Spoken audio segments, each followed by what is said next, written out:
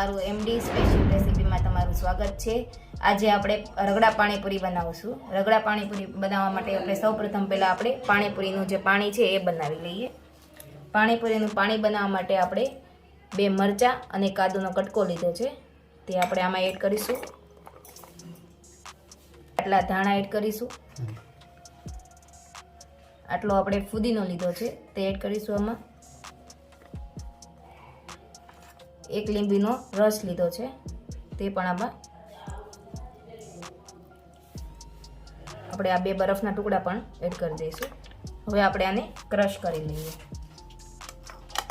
સરસ મજાનું આપણું ક્રશ થઈ ગયું છે। હવે આપણે અડધું આપણે પાણીમાં નાખશું અને થોડું આપણે રગડા માટે રાખીશું।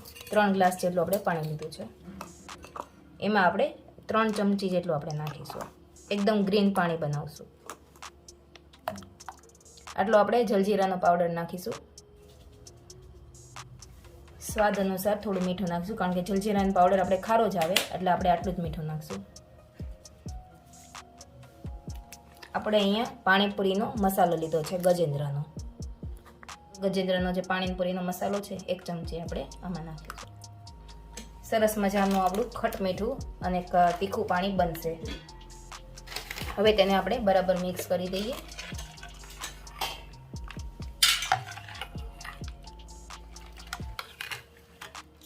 આખું જીરું લીધું છે, તેને આપણે શેકી લીધું છે લોઢીમાં અને એને આપણે ક્રશ કરી લીધું છે। હવે આપણે એને 1 ચમચી જેટલું આપણે એમાં એડ કરીશું। આનો જીરાનો સ્વાદ સરસ આવે છે એટલે આપણે જીરું નાખેલું છે। હવે બરાબર મિક્સ થઈ કરી દઈએ। બજારમાં મળે એવું જ આપણે પાણીપુરીનું પાણી બનાવેલું છે, ખટ મીઠું અને તીખું પાણી। આપણે આઈસના ટુકડા લીધા છે આટલા, એ એડ કરી દઈશું એટલે આપણું પાણી ઠંડુ મસ્ત બનશે। અને આપણે આટલી બુંદી લીધી છે તે પણ આપણે ઉપર નાખી દઈશું। સરસ આપણું બની ગયું છે પાણીપુરીનું પાણી, તીખું અને ચટાકેદાર, મસ્ત ખટ મીઠું।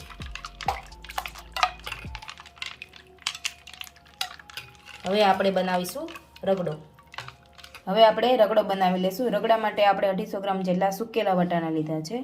સુકેલા વટાણાનો સ્વાદ સરસ આવે છે એટલે આપણે સુકેલા વટાણા તેને આપણે બાફી લીધા છે। એક કુકરમાં જ આપણે એને બાફી લીધા છે મીઠું નાખીને। હવે સરસ આપણા બફાઈ ગયા છે વટાણા। અને આપણે 2 બટેટા લીધા છે, મોટી સાઈઝના 2 બટેટા લીધેલા છે, એને પણ આપણે બાફી લીધા છે।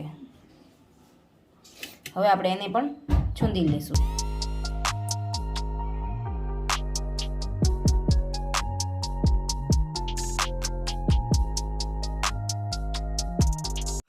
વટાણાને પણ આપણે આવી રીતે છૂંદી લઈશું।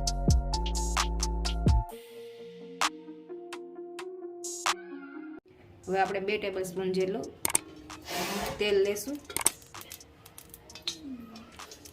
આપણું તેલ ગરમ થઈ ગયું છે, હવે આપણે એમાં હિંગ એડ કરી દઈશું।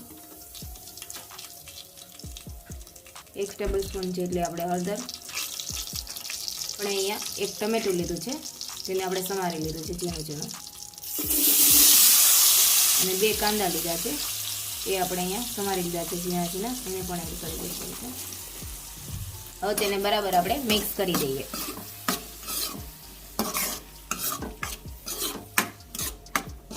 હવે આપણે આને 5 મિનિટ કૂક થવા દેશું। આપણે ટમેટાને જે ડુંગળી નાખેલી છે તે સરસ કૂક થઈ ગઈ છે। હવે આપણે એમાં રગડો નાખી દઈશું વટાણાનો।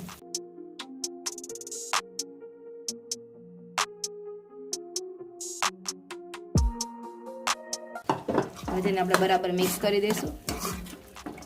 હવે આપણે જે ગ્રીન ચટણી બનાવેલી હતી એ આપણે આમાં એડ કરી દઈશું। થોડી 2 ચમચ જેટલી આપણે નાખશું। 1 ચમચ જેટલી આપણે ધાણા જીરું, સ્વાદ અનુસાર મીઠું। હવે આપણે તેને બરાબર મિક્સ કરી દઈશું। હવે આપણે આને 5 મિનિટ રહેવા દઈશું। સરસ આપણે રગડો થઈ ગયો છે, હવે થોડી વાર આપણે એને હલાવી દઈશું આવી રીતે। હવે આપણે આમાં ચાટ મસાલો નાખીશું, 1/2 ચમચ જેટલો આપણે ગરમ મસાલો, અને 1 વાટકો જેટલું આપણે પાણીપુરીનું જે પાણી બનાવેલું છે તે એડ કરી દઈશું। હવે તેને બરાબર મિક્સ કરી દઈશું। એને આપણે ફરીથી પાછું 5 મિનિટ એને રહેવા દઈશું એટલે આપણો રગડો તૈયાર થઈ જશે। આપણો રગડો સરસ તૈયાર થઈ ગયો છે. એમાં થોડું આપણે લાલ મરચું નાખી દઈશું.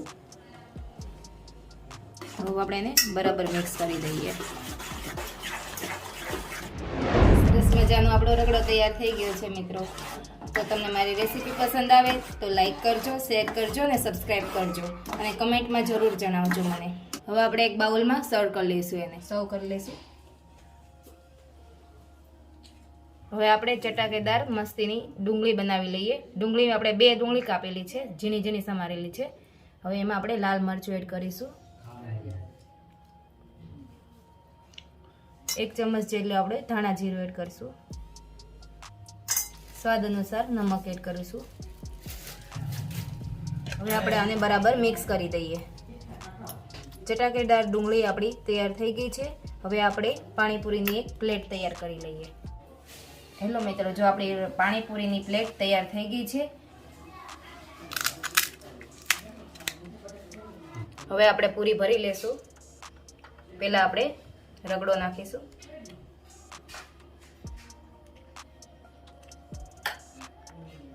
થોડી ડુંગળી એડ કરીશું. આપણે આવી રીતે તેને ભરી લેશું. હવે આપણે એમાં પાણીને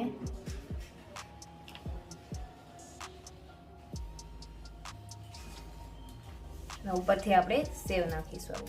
આવી જ રીતે આપણે બધી જ પાણીપુરી ભરી લેશું.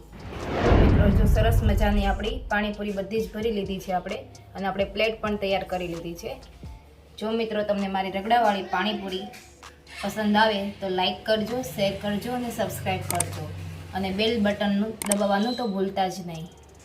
અને કમેન્ટમાં પણ જણાવજો કે મારી રગડાવાળી પાણીપુરી રેસીપી કેવી લાગી તમને. Okay, thank you so much.